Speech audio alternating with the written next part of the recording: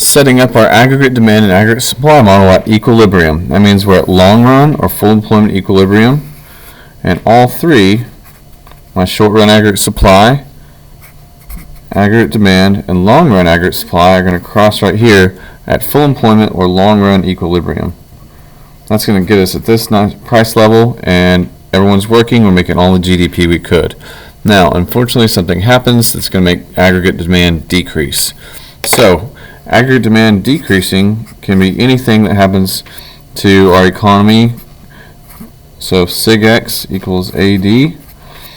This is aggregate spending, so add these up, and that creates a measurement for GDP.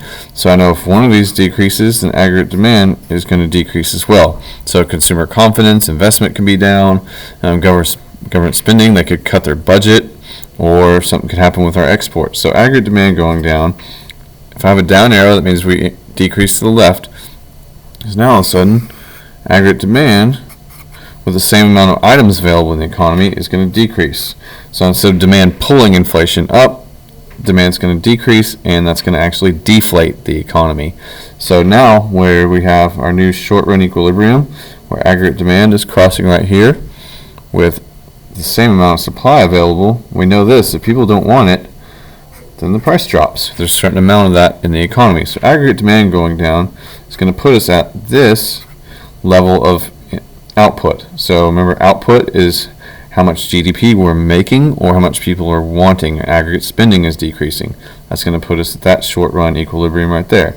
So aggregate demand going down is going to lead to real GDP decreasing. Therefore, unemployment would go up. At the same time, price levels are going to decrease. So price level decreasing is the same thing. Three dots means therefore as inflation decreasing. So we're going to create some unemployment. We're going to make prices go down. We don't make it happen, but that's part of the ups and downs of the economy. So that's a decrease in aggregate demand at full employment equilibrium.